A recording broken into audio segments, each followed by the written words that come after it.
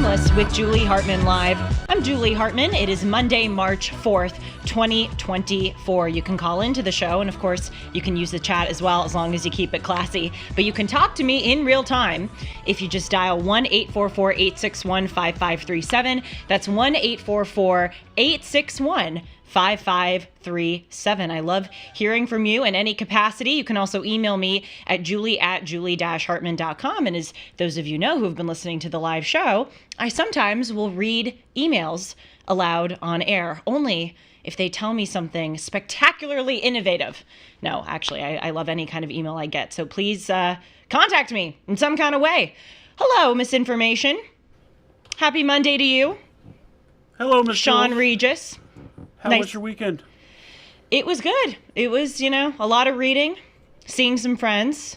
You know who I did see who was in town is, oh my gosh, why am I forgetting her last name? Eva.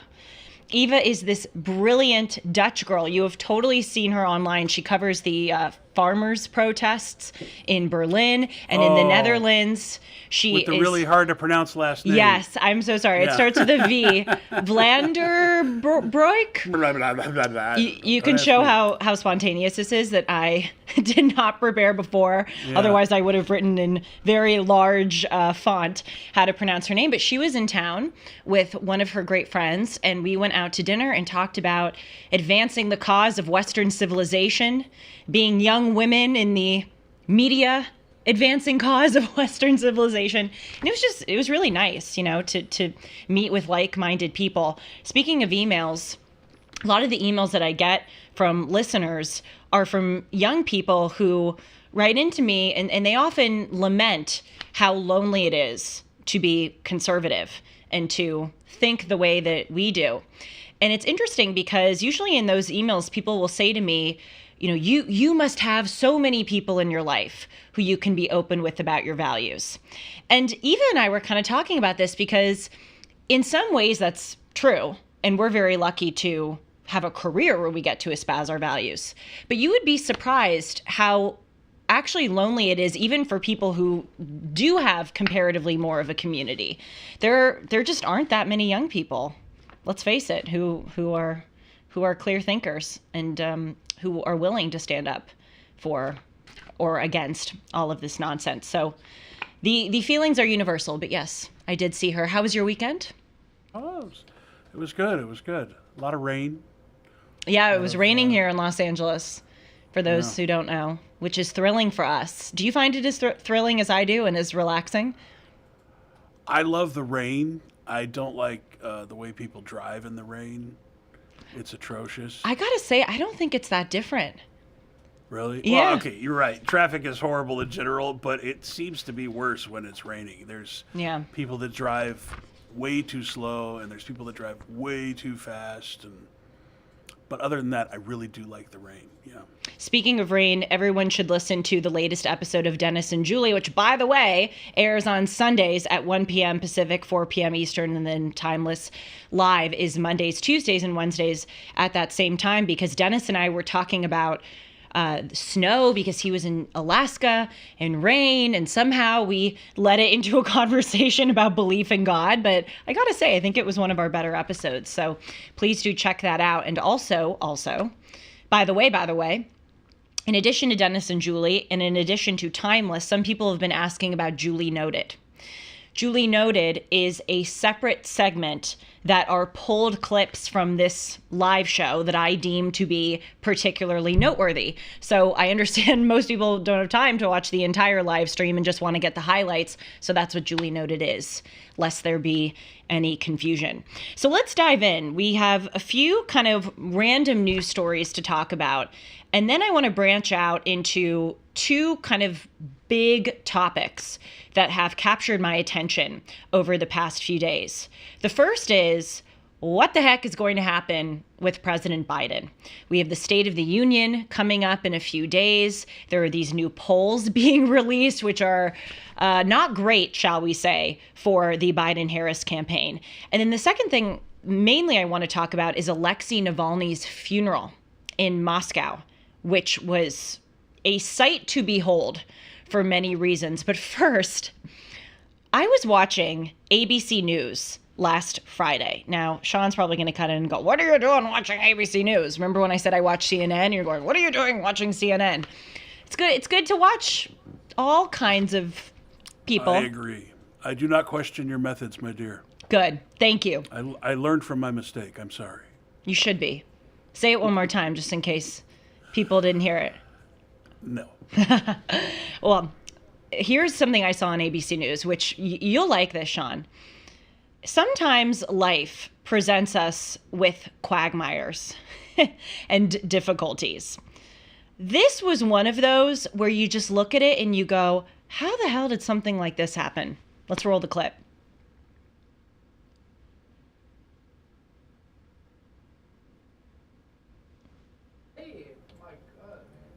What's that? Whoa. Oh, no. Julie, we're experiencing some technical That's okay. Please Preview. stand by. You just saw a preview of coming attractions. We should have the truck clip shortly. Well, let me give you a little primer on what happened. Basically, there was this 18-wheeler truck on a bridge in Louisville, Kentucky, and somehow there was this 3-car crash. Some catastrophe happened. And do we have the clip? Because I'll be quiet. Waiting. Oh, that's fine. Go. And it's Louisville. Louisville. Oh, you're right. Louisville. Louisville. Yeah. All right, here we go. A hair-raising scene out of Louisville Friday. A semi-truck hanging off a bridge with the driver suspended over the water. It was a 4-vehicle accident that left a tractor trailer dangling over the Ohio River in harrowing pictures that have now been seen around the world. Look at that. Emergency crews responded to the wreck in 3 minutes. Rescuers then set up a rope system so they could get to work, rescuing the driver trapped in the cab of the truck. Divers were on scene in the water below, ready to take action in case the truck fell into the Ohio River. Isn't that unbelievable? Don't you look at something like that and go like, why does God put us in these situations? I have 2 thoughts. Yeah. You're too young for this, but I remember there was a Superman movie with like a situation like that where Superman swooped in and pushed the truck I'll back take up. your word But for it. how brave are the men and women, the first responders and the firefighters, and thank you for what you do every day, in addition to our servicemen and troops. But the first responders and police and medics, I can't thank you enough for what you do every day. That is crazy. Imagine that's your job. Well, I could not have planned a better segue into the second part of the clip, because listen to what the responders on the scene said. We trained for this situation probably 100 times, but to actually put it in action, it felt good. In 40 minutes, the driver was brought to safety. She was taken to the hospital as a precaution, but she appeared to be in good condition and spirits. She was cool as a cucumber. She is a military veteran, and I'd obviously helped her keep her calm because she was amazing. So the driver herself, was a military veteran, and she was super calm. But then you see that guy, and he's like, yeah, we've trained for this 100 times. No, but Sean, what you said is of huge importance. You asked me what I did this weekend, and one of the things was I went out to dinner with a friend last night, and as I was leaving the restaurant that we were in, there were all of these police officers at a table eating. And I walked up to them and I just said, I really want to take this time to thank you for your service. And I said, I know it's really hard being a police officer right now. I can't imagine what you go through on a daily basis when times aren't as crazy as these. But now with all of these insane policies, in addition to this horrible anti-police sentiment, I just want to tell you that I am blown away by what you do. And I want to say that there are some of us who aren't so crazy and some of us who do appreciate you. And Sean, they were just looking at me. I mean, they expressed it too, but they were so grateful, because people don't take time to say thank you to most people in their lives, but especially those who every single day risk their lives for us. So it's just a little friendly reminder. I do that. Go out of your way. Even when I get a ticket, I do that. Really? Yeah. I don't know if I do that when I get a ticket. I have to. Thank you for your service. I haven't gotten a ticket in a long time, though. Thankfully. Well, no, it's been a while for me too, but I do, Well, we're seeing right now record numbers of A, retirements, and B, recruitment problems. So really, it's morally, I think, the right thing to do, but you're really just doing a service for yourself if you make these individuals feel appreciated, because we desperately need them. Yes? Did it say why the truck went off There the was a bridge? 3-car crash. And she was trying to avoid it? I have no idea how it ensued, but you just look at these situations, and the guy was saying, we trained for this 100 times. Like, how many times does something like that just crop up? Maybe I am very ignorant with regard to these situations, but literally the front of the truck was in the space of air between the water and the bridge. How the hell are you going to figure that problem out? Anyway. Wow.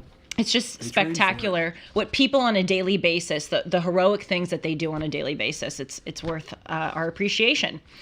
So you may have also seen another big news story this morning that the Supreme Court unanimously ruled that Colorado, despite its best efforts, cannot kick former President Donald Trump off of the ballot. And this is coming in record time. Yes, you see the 9 Supreme Court justices right there. And this was a unanimous decision, a 9-0 decision. So even the justices who were nominated by Democratic presidents also sided with former President Donald Trump's appeal in this situation. And so I could get into the legal jargon about this. Trust me, knowing me, I really could get into the legal jargon. But to distill it into a sentence, there is a sentence with semicolons, because it's going to probably be a little longer than a sentence. There's this part of the Constitution, in the 14th Amendment specifically, Section 3, which bars public officials from holding office if they have engaged in an insurrection, semicolon. This 14th Amendment was passed after the Civil War, and really what it was intended to do was to prevent people in the Confederacy, slave owners, proponents of one of the greatest evils in the world, slavery, from holding public office. And so the Colorado Supreme Court called upon that section of the Constitution to say, Orange man, not only bad, but Orange man insurrectionist, and he's going to be off the ballot. The Supreme Court said, no, you can't do that. On kind of a technicality, basically, the court is saying a state does not have the power to do this. Congress has to be the one to define what an insurrectionist is and enforce this section of the 14th Amendment against candidates for federal offices, okay? That's the little legal synopsis. But I think what's significant about this story is obviously the political persecution that's being levied against the former president. Holman Jenkins Jr., who is a columnist in the Wall Street Journal, contends that this is actually a strategy by the Biden campaign and by the left. They want all of these political persecutions because they want Trump to be the nominee. This guy essentially argues that they want the American people to see former President Trump as the target of all of these wrongful actions so that he will be the nominee, because President Biden, according to his theory, thinks that he can only win the election if it's a matchup of Biden versus Trump. But, I think in general, this story highlights a theme, or supports a theme that I've been talking about on this live show, almost every show. And it's that terms which used to have objective meanings, or close to objective meanings, because every term in the English language, it's impossible to identify a totally agreed upon objective meaning of anything. But terms used to have a widely understood definition. And what we are seeing is that mainly on the political left, they are taking these terms and subverting them for their own purposes. Okay, so we're seeing here that Donald Trump is labeled as an insurrectionist when he is not an insurrectionist. You can claim that what his actions on January 6th were horrible. You can claim that, he should have handled it differently. I may happen to part company with you on that, but it is a certainly far-fetched idea to say that the man is an insurrectionist. But we're seeing this, all around the country. By the way, speaking of Julie Noted, I pulled a Julie Noted segment about this. It's called 5 New Laws Which Discriminate Against Conservatives. And I look at the language in these laws, how in Illinois, they're trying to amend the Abused and Neglected Child Act to say that an abused child is one whose parents will not give them gender-affirming care. That is hijacking of the word abuse. Here in California, Governor Gavin Newsom and the proponents of the new law, which says that if you're a department store that has 500 or more employees, you have to have a gender-neutral toy section, they called upon civil rights law. They called upon anti-discrimination statutes to say that it is discrimination if you do not have, a gender-neutral toy section. In Michigan, they are saying that they're trying to get a bill, a law passed. It's now a bill. They're trying to say that misgendering someone is a hate crime. So we look at these words, abuse, discrimination, insurrectionist, hate crime, and now they are being hijacked to serve the purposes of the political left. And we see this not just in law, we see this in our everyday life. The term racism has been hijacked of its meaning. Sexism, patriarchy, offended, trauma. That's another one. I'm hoping to interview Abigail Schreier on the show. She has a new book out about bad therapy. And she talks about this idea of people just so superfluously throw around the term trauma. Trauma used to be understood as like going to fight in World War II and having your limbs blown off. Not, going to high school and having someone microaggress you by saying that you're articulate if you're a black person. Okay. So this is just another example, but I want us to keep this theme in mind of these words being hijacked, not just on an everyday level, but they're being hijacked all the way up into our laws, which is really dangerous.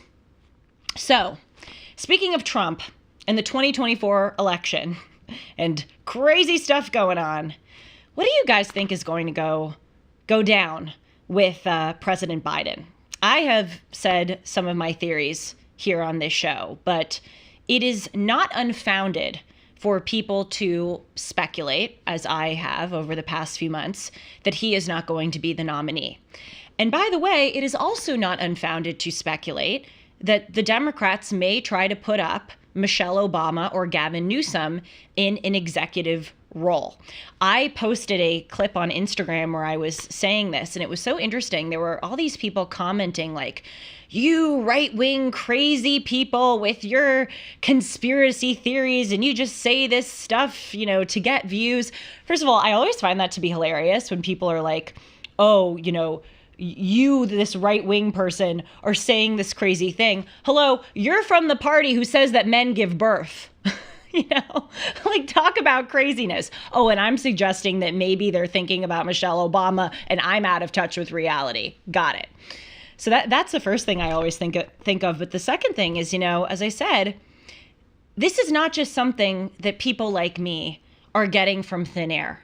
There is data to support that sentiment with regard to the president and with regard to possible alternatives are percolating in some interesting directions. So let's look. There was a New York Post article that came out this past weekend, which cited a Rasmussen Reports survey that found that among the Democrats that were polled, 48% support, quote, finding another candidate to replace Joe Biden before the election in November.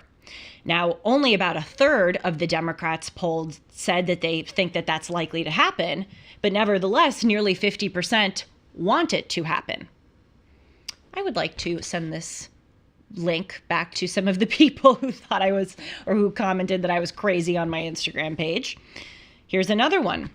Also, according to this Rasmussen Report survey, which the New York Post profiled, guess who most of the Democrats polled prefer as the alternative to President Biden? That crazy thing that I suggested, Michelle Obama.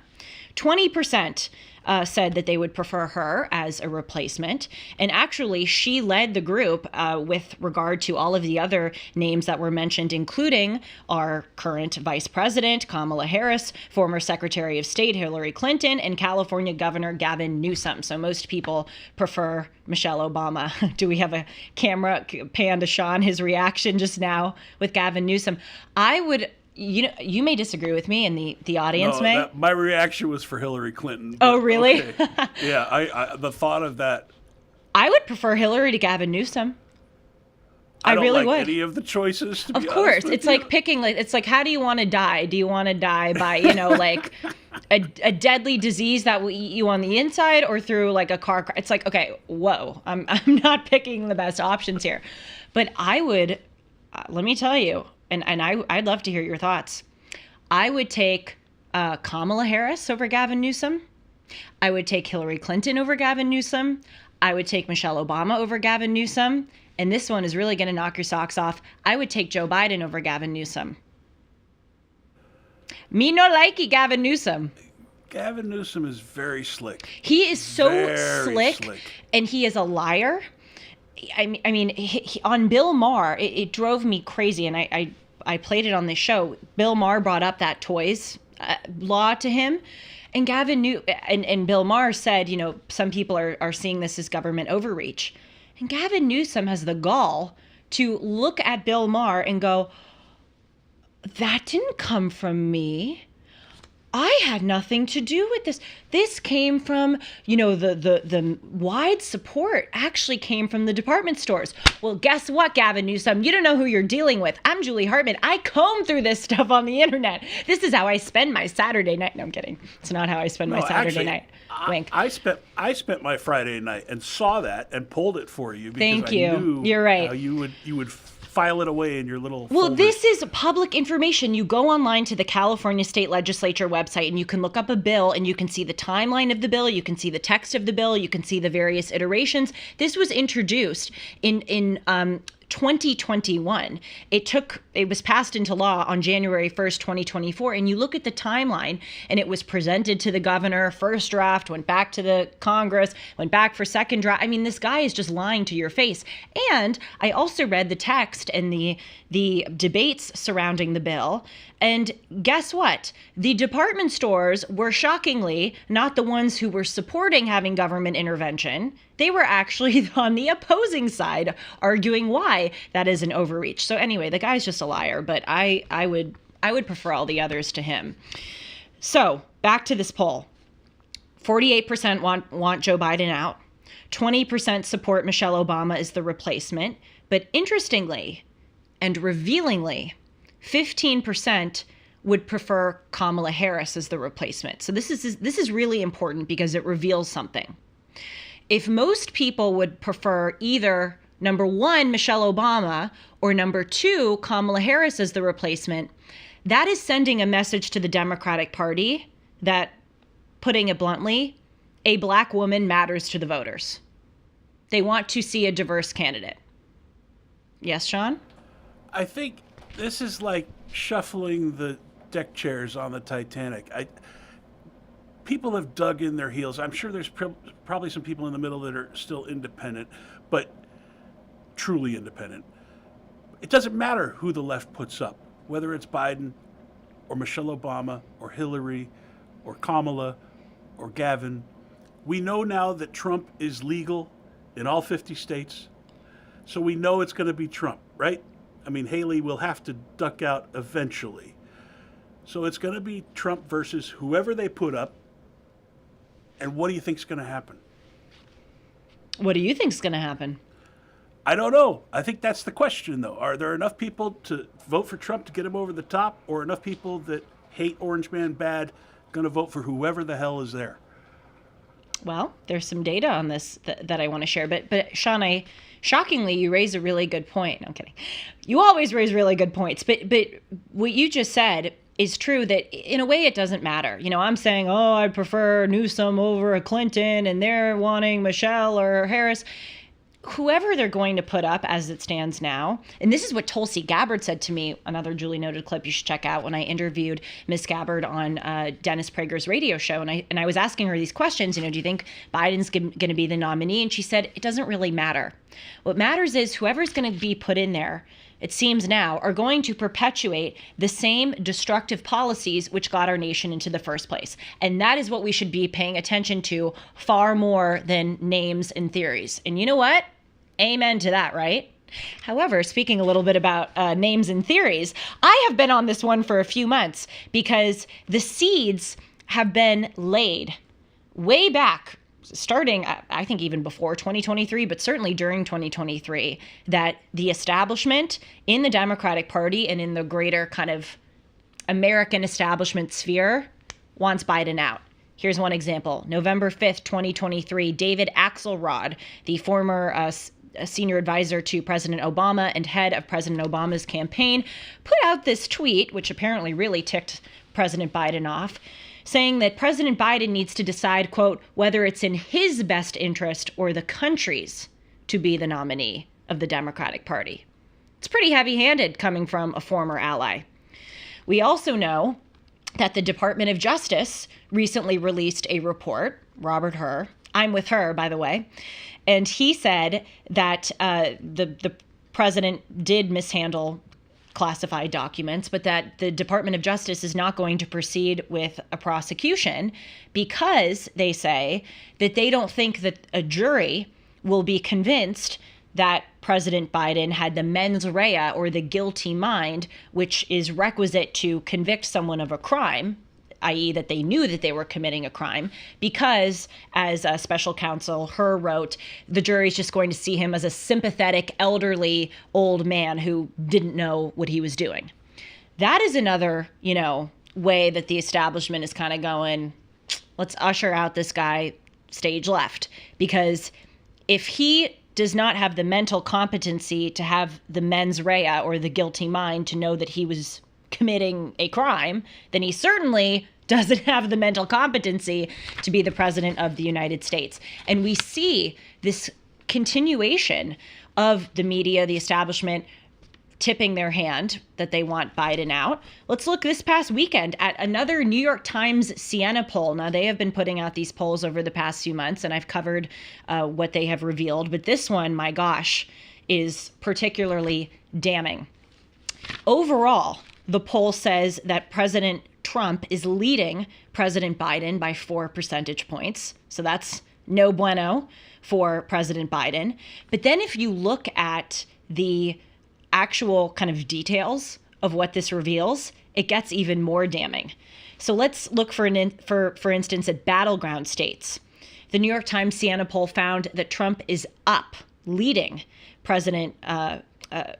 against President Biden in 5 out of the 6 key battleground states. And Biden is only up by 2 percentage points in the one that he's leading, Wisconsin, whereas in the ones that Trump's leading, he's up by 4, 5, 6, even as high as 10 percentage points.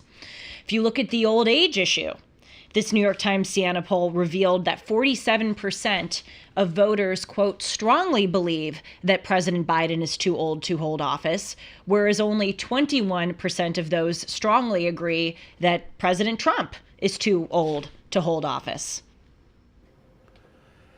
We saw Mitch McConnell gracefully admit that he's going to step down. I was going to say. Gone till November. And he is only 10 months older than Joe Biden. So.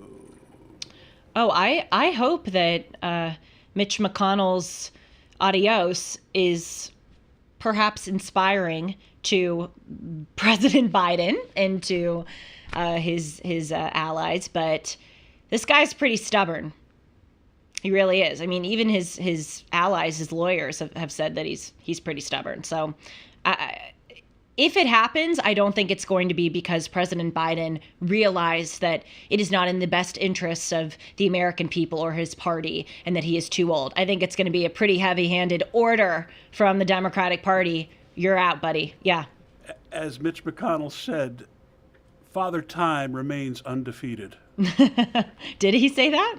Yeah, he did. Wow. Okay, so we know overall Trump's leading Biden. We know in 5 out of the 6 key battleground states, Trump's leading Biden. We know that with regard to the age issue, far more individuals are concerned about age for President Biden than they are for President Trump. Let's look at even some more damning numbers. This was crazy. Okay, let's look at Hispanics and what the New York Times Siena poll revealed about that. President Trump is leading, I repeat, leading President Biden among Hispanics, 46% to 40%. As Ben Shapiro said today on his podcast, this is the guy who tweeted once that he likes Hispanics because of tacos and, the Mexicans coming across the border are rapists, etc. And he is leading Hispanics 46 to 40. Now, why is that?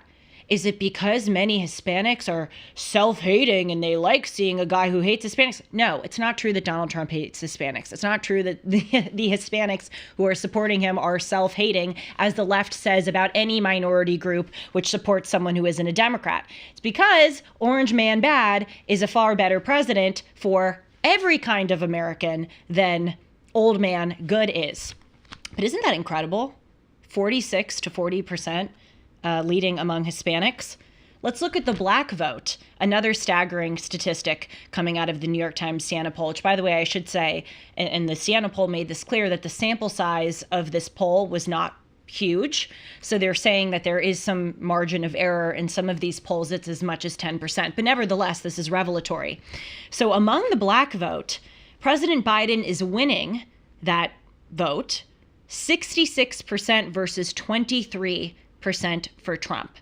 Now, this doesn't sound particularly encouraging, but if you understand the background, it really is, because President Biden won 92% of the black vote in 2020.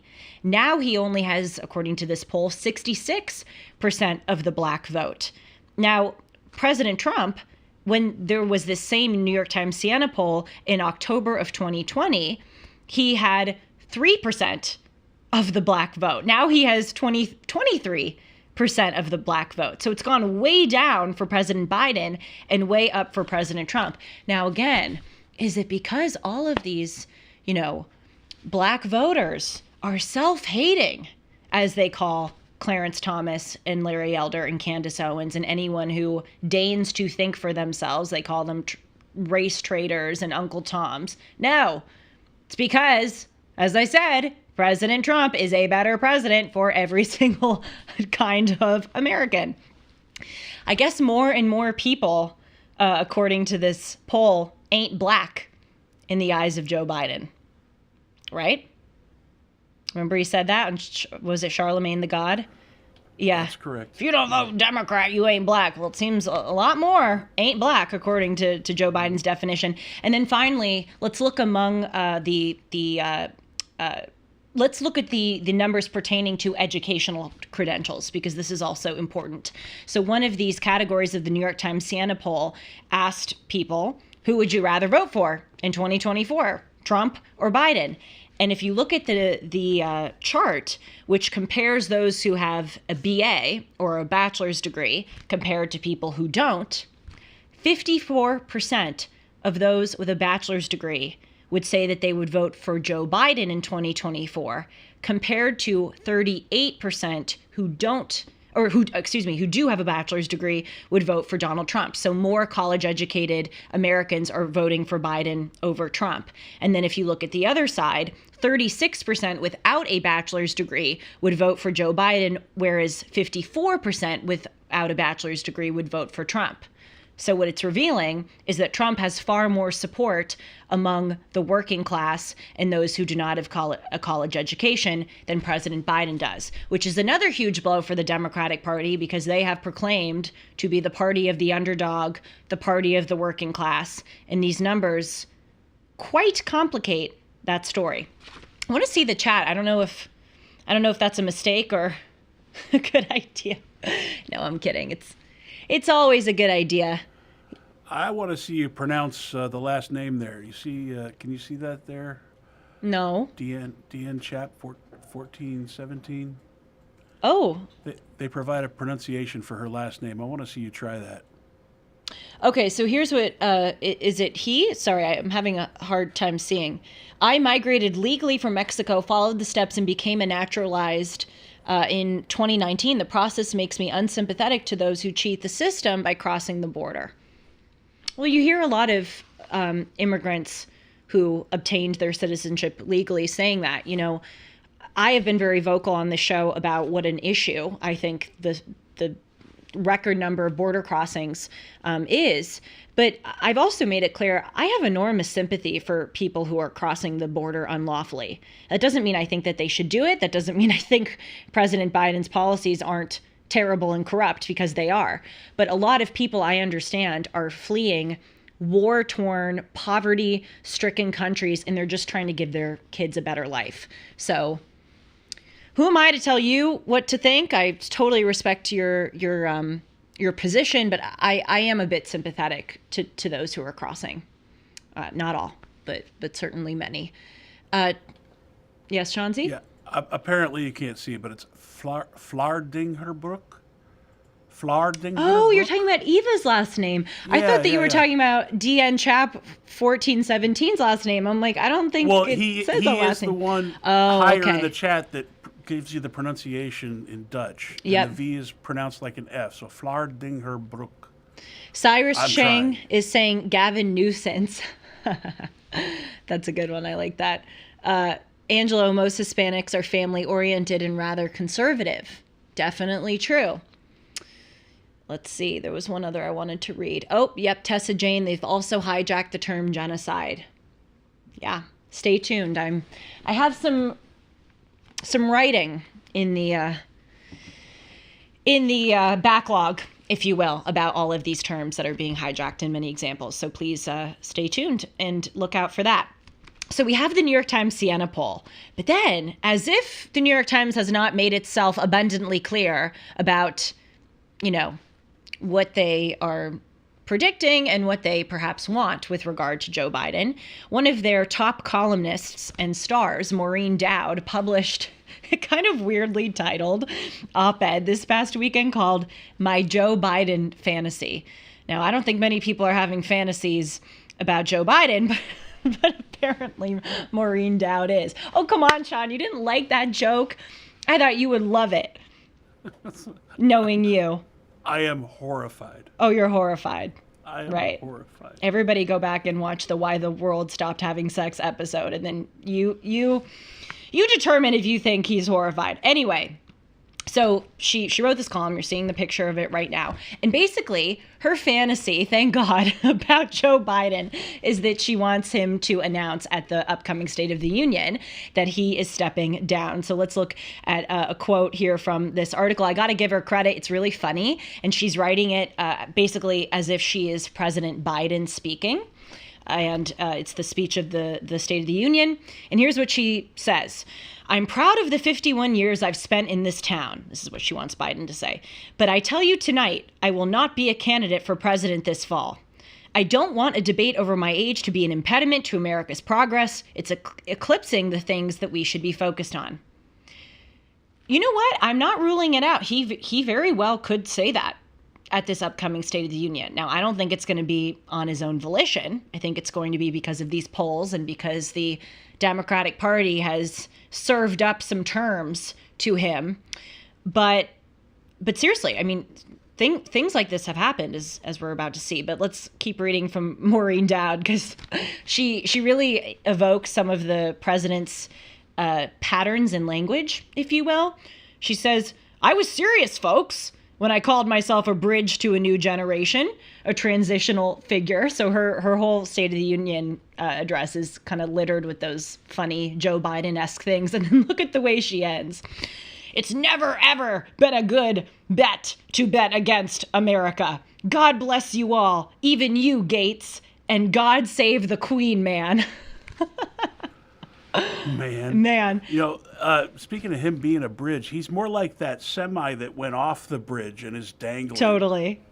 Yeah, that's a pretty good visual for Joe Biden. But I love that, God save the Queen, because he said that randomly once, right? He was he was giving a speech, and then at the end he said, "God save the Queen." And I could be wrong about this, but I believe it was after the Queen died. So there was a king. Anyway, credit to Maureen Dowd for her humor. And maybe this will happen. As I said, things like this, in fact, this exact thing has happened with a Democratic president.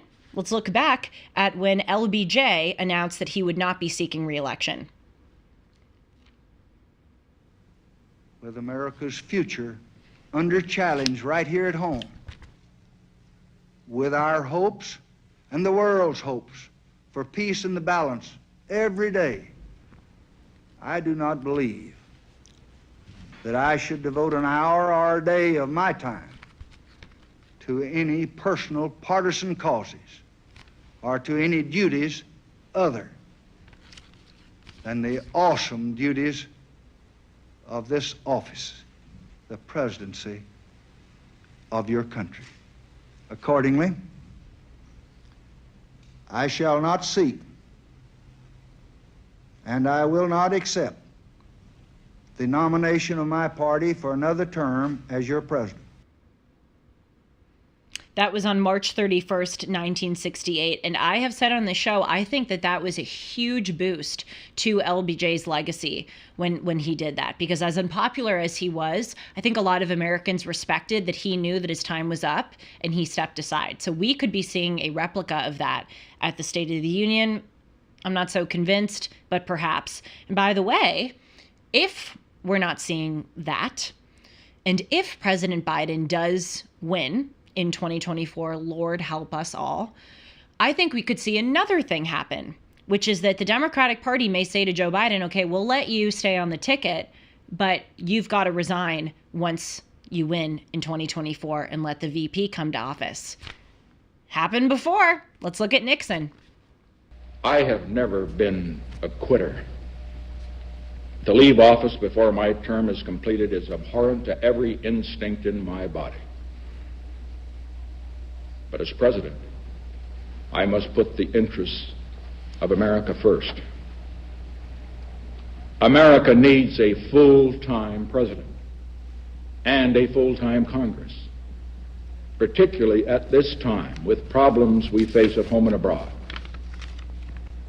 To continue to fight through the months ahead for my personal vindication would almost totally absorb the time and attention of both the President and the Congress in a period when our entire focus should be on the great issues of peace abroad and prosperity without inflation at home. You can picture Biden saying this.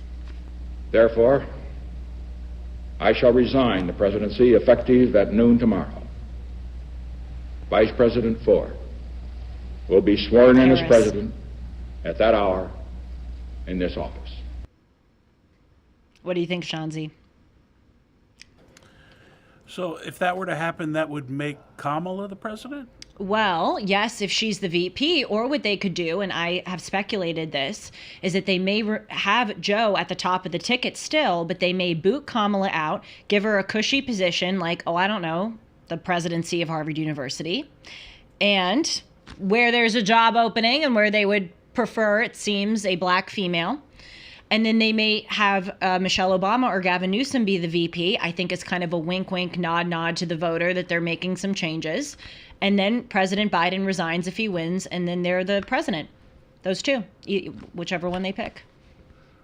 It's not unfounded. Yeah, no, it's fun to talk about, but I've already told you what I think. I think from his cold, dead hand, he's too proud. He's not.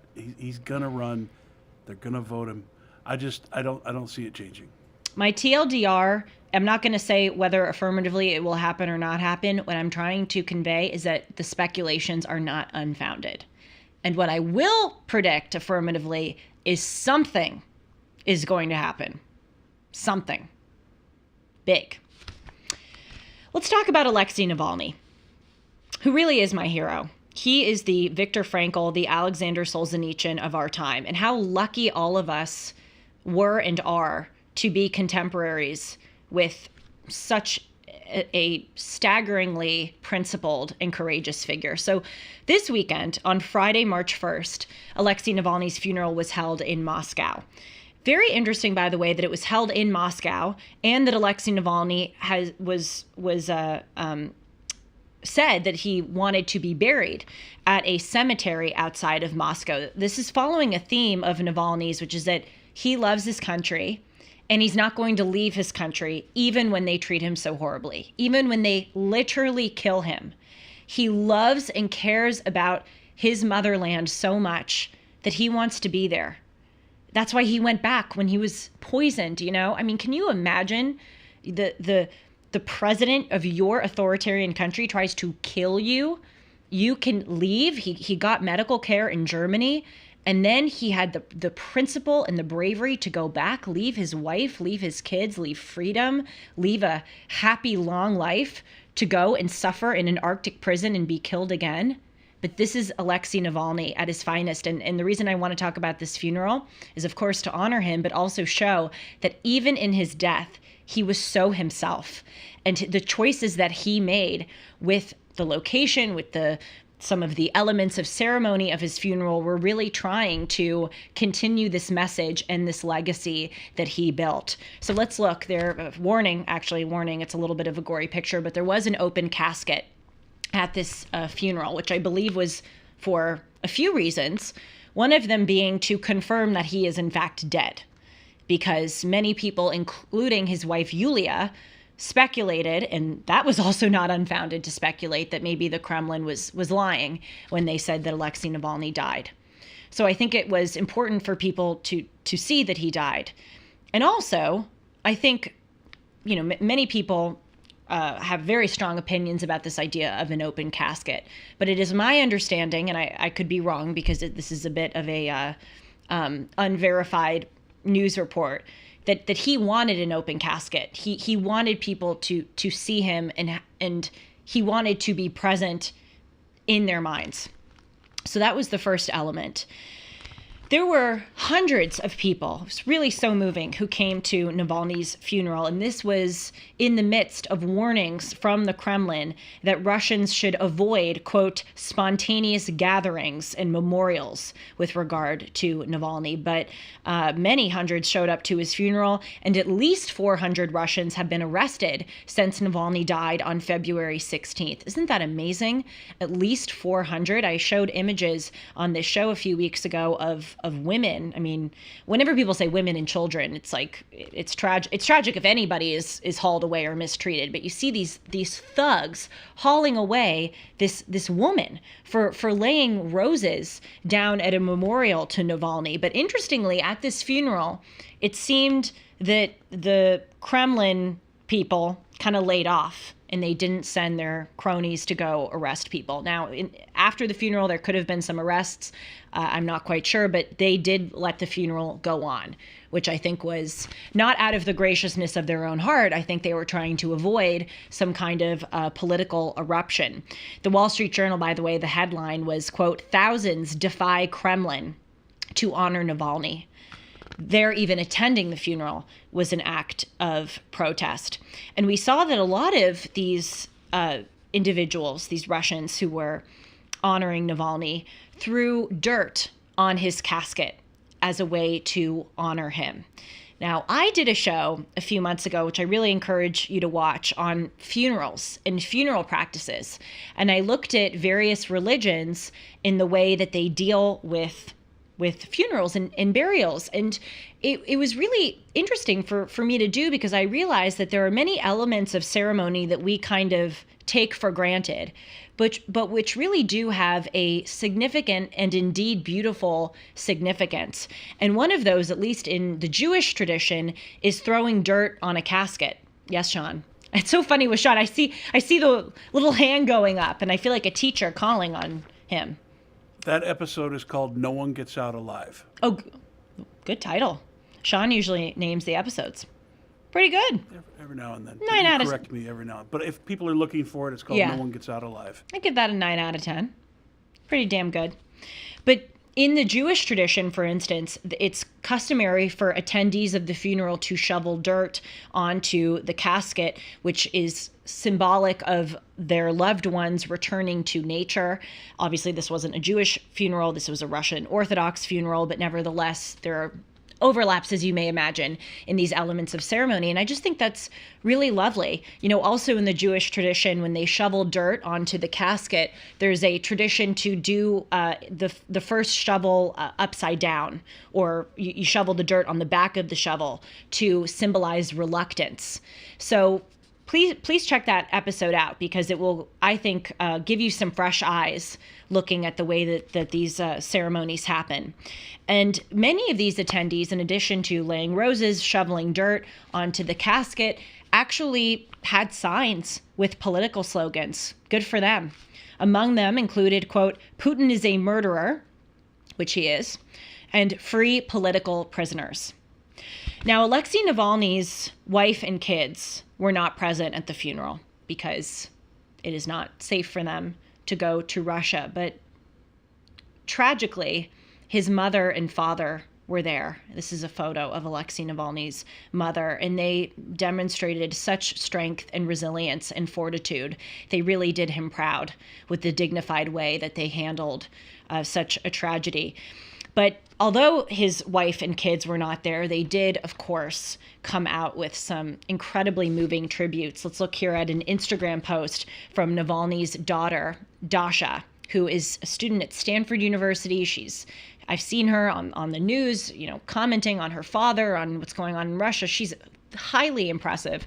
She wrote this about her dad, quote, "Dad, you taught me to live by principles from childhood, to live a worthy life. You gave your life for me, for my mother, for Zakhar," that's her brother, "for Russia, and I promise you that I will live my life the way you taught me, to make you proud, and most importantly, with the same bright smile on your face." Yulia Navalny, Alexei Navalny's wife, posted a video montage on Instagram. Let's take a look. Пожалуйста, не умирай, или мне придется тоже. Ты, конечно, сразу в рай, а я не думаю, что тоже. Хочешь сладких апельсинов, хочешь вслух рассказов длинных, хочешь я взорву все звезды, что мешают спать.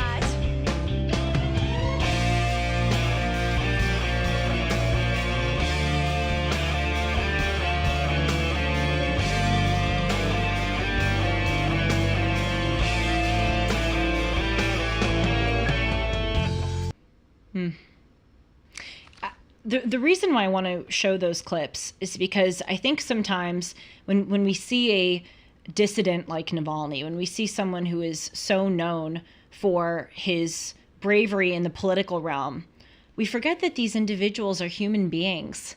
They have families, kids, you know, spouses, and it seems that they were so in love, and I think this should really be present in our minds as we remember Navalny and his sacrifice, because it's not just that he gave up his own freedom. His whole family is paying a price. They lost their dad.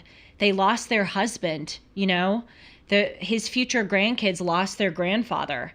This is beyond just the sacrifice of one person. And I think that all of us have an obligation to pay our respects, not just to Navalny, but to his family. I know I've tried to do that in a small way. I've written to them on social media. I've donated to some GoFundMes. People should look those up in support of the family. But they are all paying, and will for the rest of their lives pay an immense sacrifice for this man. And what this man did, he didn't just do for Russia. He did for mankind, you know, as corny as that sounds, demonstrating such bravery and standing up against authoritarianism and evil. That is an example that he is setting for all of us around the world. And, you know, one of the things I think I've learned from Navalny is the power of humor. Humor as a weapon, humor as something that is selfless, he demonstrated that, I think, better than anyone else I have ever seen. You even look at those videos, and he did that little heart thing through the glass as he was in a cage, looking at his wife. There are all of these. If you watch the documentary Navalny, you see he has such a fun sense of humor. And this was even, believe it or not, ever present at his own funeral. He chose to play a song from his favorite movie, what he called the greatest movie of all time, Terminator 2. Let's watch this at his funeral, the song play.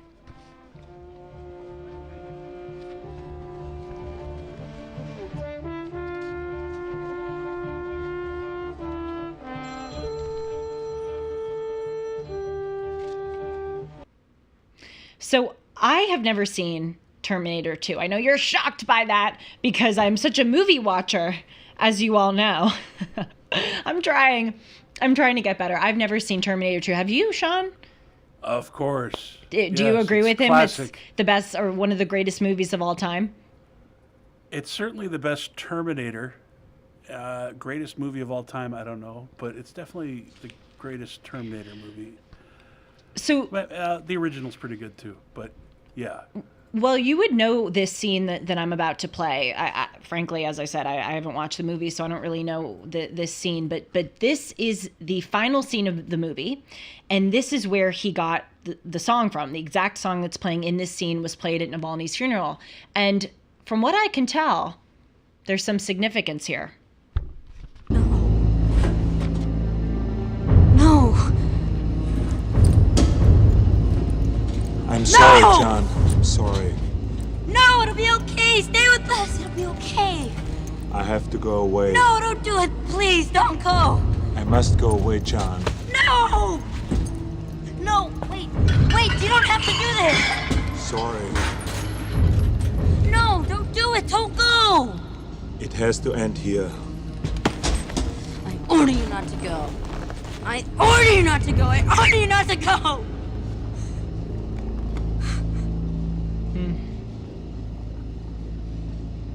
I know now why you cry.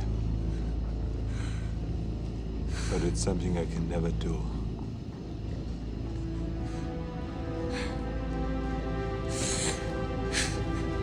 Goodbye.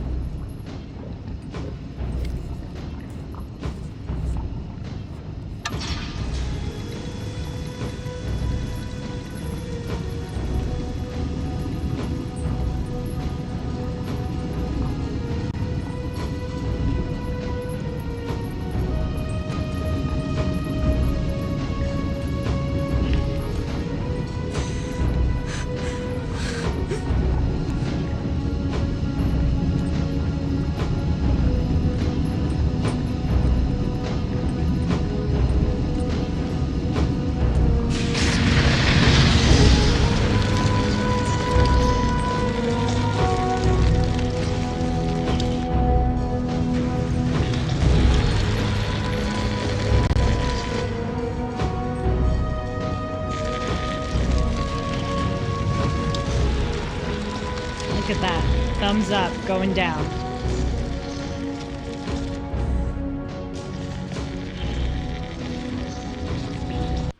How symbolic. Yeah, well, it's been a while since I watched that, but I believe the significance was that if he didn't kill himself, that the world would never be free of the Terminators. He knew that he had to end himself. There's a lot of time travel there, and I think I'm recalling that correctly. That's why he did what he did. Really, it's amazing, and very careful choice of music there. So that's the humor at Navalny's funeral. How about the day before he died? There was this video circulating of him at a court hearing, literally the day before he died, and he's cracking jokes. Let's watch the clip. Номер своего лицевого счета, что вы с вашей огромной зарплатой федерального судьи подогревали мой лицевой счет, потому что деньги у меня заканчиваются, а благодаря вашим решениям они закончатся еще быстрее. Так что присылайте. Look at that guy. I mean, he's literally handcuffed in a cage, and he's laughing. The joke he made, obviously the video's in Russian, he said, quote, "Your Honor, I will send you my personal account number so that you can use your huge salary as a federal judge to warm up my personal account because I'm running out of money." You know, can you imagine how scared Alexei Navalny was? You know, can you imagine how much he missed his family? Can you imagine how sad he was about his fate? And yet he was able to maintain such humor. And I think what we see here with Alexei Navalny through these examples of humor, him playing the Terminator 2 music at his ceremony, joking to a judge about their corruption the day before he died, I think what we're seeing is Navalny's use of humor as a weapon. That was the ultimate FU to the Russian regime. Because what essentially Navalny was saying to them is, you can take away my family, you can take away my freedom, you can take away my dignity, you can take away the fat on my body, you can take away my life, but you can never take away my soul, my spirit, my inner freedom. And that is freedom. Having inner freedom is freedom. That's what Nathan Sharansky was writing to Alexei Navalny. There are these letters, which everyone can see. Nathan Sharansky was a Soviet dissident turned Israeli politician, and they wrote to each other about this mechanism. But yes, humor is such a weapon. That was one of his only weapons that Navalny could deploy in such a destitute state. And you know, Navalny's humor was also incredibly selfless. As I said, we can't imagine the terror that he was facing.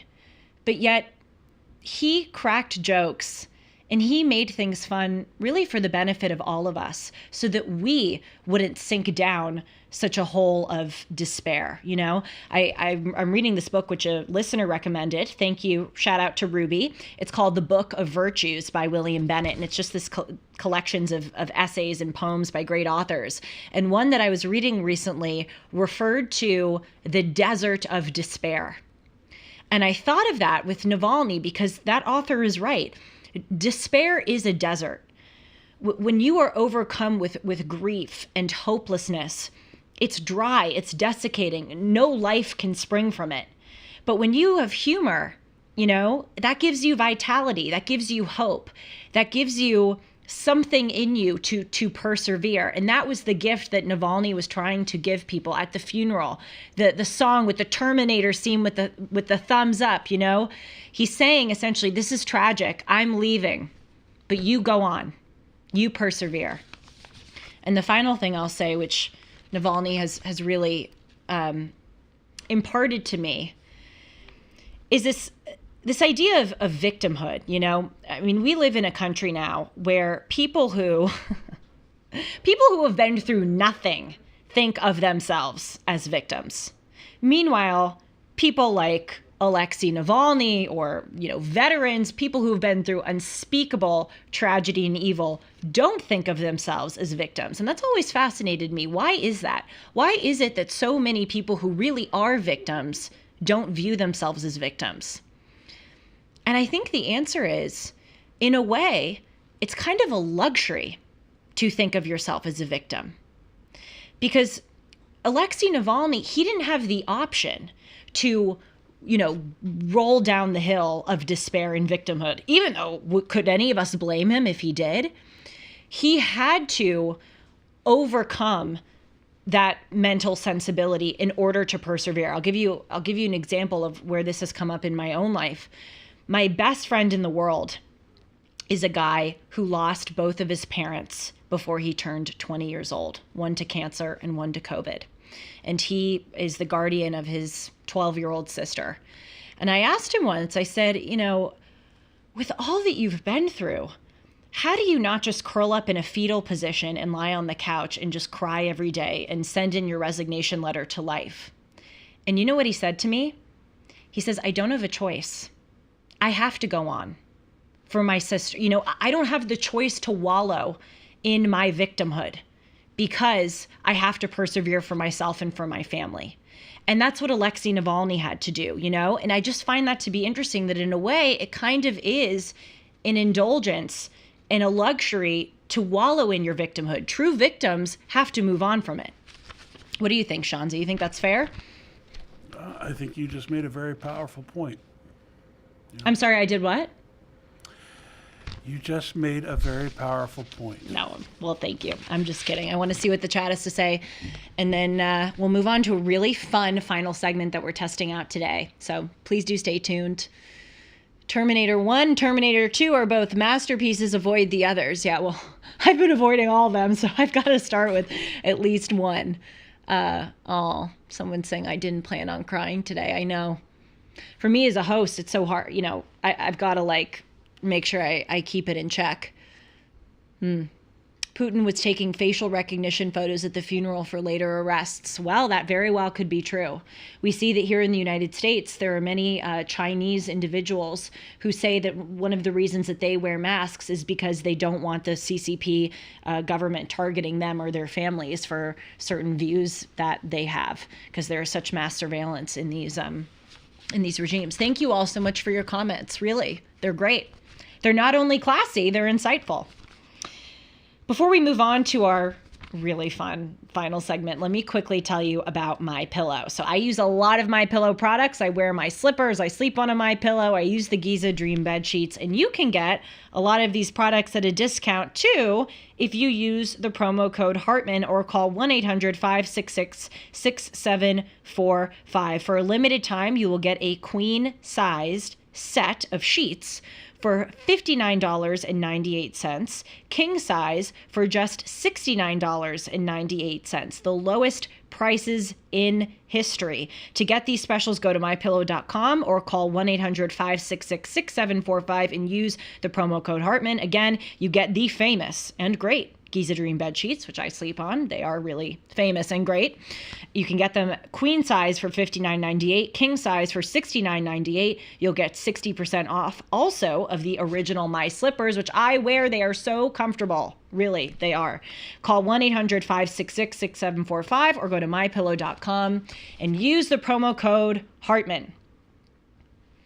Starting today, March 4th, 2024, we are inaugurating a new segment on Timeless with Julie Hartman called Who Said That? Who said that? Who said that? What? Say what? Who said that? When was that said? Who is this saying that? Who said that? Who said that? Who said that? Who is this saying that? Who said that? Who said that? Who said that? Who is this saying that? All right. Thank you, Sean. I love that you threw in my dear Real Housewives. I watch all of the Real Housewives franchises. And when I had this idea for this segment, I immediately thought of that very famous scene. Those of you who watch Bravo with me know exactly what I'm talking about. So yes, what we're going to do now is look at 3 to 4 quotes and try to figure out who said that. And I have a little bit of a prediction for you. You may be pretty shocked at who said that. So let's look at quote number 1. We don't know the identity yet. You're supposed to guess in your head who said that. All right, ready? Quote, "The transsexual body is an unnatural body. It is a product of medical science. It is a technological construction. It is no more the creation of the science that refigures its flesh than the monster's mind is the creation of Frankenstein. The agenda that produced hormonal and surgical sex reassignment techniques is no less pretentious and no more noble than Frankenstein's." Pretty harsh, right? Then this speaker goes on to say that transgenders are, quote, "venturing into the heart of civilization itself to reclaim biological reproduction from heterosexualism and free it for its own purposes." Those are some pretty audacious claims. Transgender body is a technological construction. It's like Frankenstein. It's trying to reclaim biology from heterosexualism and free it for its own purposes. Who would say something like that? Probably a right-wing bigot, right? Who hates trans people. Sean, do you want to know who said that? Are you dying of suspense? I cannot wait. Yeah, please lay it on me. We should have had a drum roll. We'll know for next time. Susan Stryker. Susan Stryker is a transgender, male to woman individual who is actually one of the founders of queer theory. And she said that. She published a article a few decades ago called, quote, "My Words to Victor Frankenstein, Performing Transgender Rage." And that quote is a direct quote, or many direct quotes, from her essay. Now, where the heck would I get this from, right? I have so many of these, you guys. You have no idea. I have a whole folder. I've been compiling possible quotes for this segment, and I got this one from a Christopher Rufo article that I read in the Epic Times. And he outlines kind of the origins and the thought behind queer theory and transgenderism.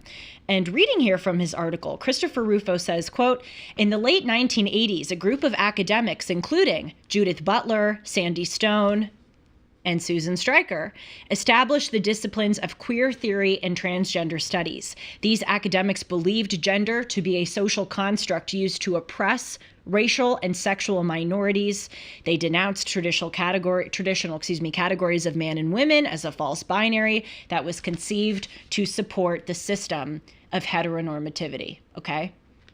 So obviously it's not that all trans individuals in their transgenderism are trying to, tear down the system of heteronormativity and all of this stuff that Christopher Rufo is outlining, okay? That is not the claim I'm trying to make. That is not the point of my bringing this quote to your attention. My point of bringing this quote to your attention is that there are some mainstream, indeed founders of queer theory, who are arguing this about transgenderism, and they are saying that it is a technological construction that has a political purpose as far as different ways to change society. That is not a bigoted statement. That is not a right-wing statement. That is not an outlandish statement. That is not a conspiracy theory. This is a direct quote from literally the founder of queer theory who is saying this. And that is just something that all of us should know. Okay? And that's really what this segment is about. It's about having fun, but it's also about, you ought to know. Susan Stryker. That's who said that. I love that. I love that loop from the Real Housewives of Atlanta, okay? All right, let's go on to quote number 2. This one is about abortion. Here we go. Quote, 50% of Americans believe a human embryo is a baby. I am one of those. An embryo is the beginning of human life. I do not support abortion. Who do you think would say something like that? Again, probably a conservative, probably someone who votes Republican, probably someone who loves Donald Trump, probably a man, right? Because women would never think that. Because if you're pro-abortion, or if you're pro-life, you hate women, right? Well, let's look. Who said that? Sunny Hostin from The View. Can you believe that? Brandon Tatum, and Sean, by the way, is one of the many, all of our producers in that room produce Brandon Tatum's show. Brandon Tatum says that he makes thousands of dollars off of the women on The View and their stupidity. I believe he has a framed photo of them in his house because he is just so grateful for all the stuff they say. They are certainly no fans of conservatives or conservative policies. So I was pretty stunned to see that one of the main View members, Sunny Hostin, is in fact pro-life, or at least she says she is pro-life. Let's roll the clip of where this quote comes from. Outside of a uterus. It has no organs. It is not a life yet. It is not viable till it's 24 weeks. You may not think that. No, there are at least 50% this is of science, Americans. Sonny. This is science that's able to 50% of create. Americans believe that a human embryo is a baby. I'm one of those. An embryo is the beginning of human life. And I know why do you this. support abortion if you believe that? Oh, I do not support abortion. I've said this over and over again. You know what? I think this is an important lesson for all of us, that before you paint people with a broad brush or assume that they have a whole host of beliefs because they happen to have some beliefs. Maybe we should, take a few steps further and actually see what they have to say. This is opening up a whole can of worms, but, I would call myself politically conservative. Shockingly, I know, to you, Sean, in the audience. I'm sure you're stunned to hear that. But there are actually some views I have which maybe one may not expect me to have, or views that I don't, quite align exactly with conservatives on. People are nuanced, including even people on The View. What do you think about that, Sean? I know you see a lot of View clips. Did you know this? Did you know that she was pro-life? No, I don't find it shocking. I mean, a broken clock is right twice a day. I know. All right, let's go on to the next one. This is quote number 3 of 4 that we're doing today. This one is about Ruth Bader Ginsburg. This is when Ruth Bader Ginsburg died. And this individual said, let's put up a picture, quote, "She was an amazing woman who led an amazing life." And by the way, this individual, when they said that 2 times. She was an amazing woman who led an amazing life. Let's figure out who would say that. Probably someone on the left. Probably a big liberal. Donald Trump. DJT said that. Let's roll the clip. She just died? Wow. I didn't know that. I just, you're telling me now for the first time. She led an amazing life. What else can you say? She was an amazing woman. Whether you agreed or not, she was an amazing woman who led an amazing life. I'm actually sad to hear that. I am sad to hear that. Thank you very much. Another example of where we would make assumptions, right? Was he at an Elton John concert? I know. The music is sort of apropos of the occasion, right? It was like kind of somber, contemplative, but that was in real time when a reporter told Donald Trump that Ruth Bader Ginsburg had died. Now, he could have reacted, "Yes, I get to nominate, a justice to the Supreme Court that's conservative," but he had a very gracious reaction, of which I think Ruth Bader Ginsburg is deserving. She was an amazing woman, and she did live an amazing life. All right, final quote of today. I love it.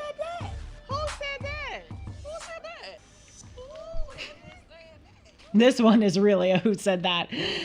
So, someone asked this individual, what is the key to a long marriage? And they said, good sex. Now, who would say something like that, right? Probably someone who's young. Probably a sex guru, a relationship guru. I don't know. Our president, Joe Biden, said that. Who picked that picture? I picked it. I picked it. I don't know. I thought it was kind of funny. I thought the one of Trump was funny. It was a thumbs up.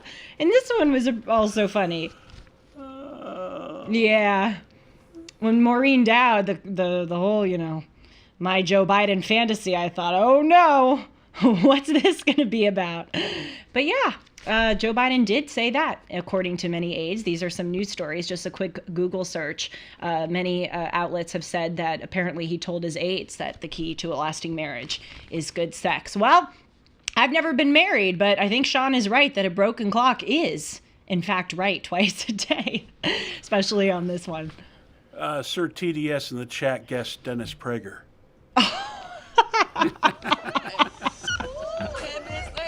That is totally the right guess. Oh, yeah, that's so funny. Oh, good. Angelo, you got some right. Yeah, Sir DDS and Prager. He would definitely say something like that. I hope that you enjoyed this show. Certainly a range. All kinds of emotions, all kinds of topics. Please do stay noted for Julie Noted, where I will pull segments of this show and send them to your friends. You can always email me at julie@julie-hartman.com, and I'll see you tomorrow right here on the YouTube channel for Timeless with Julie Hartman Live. Take care.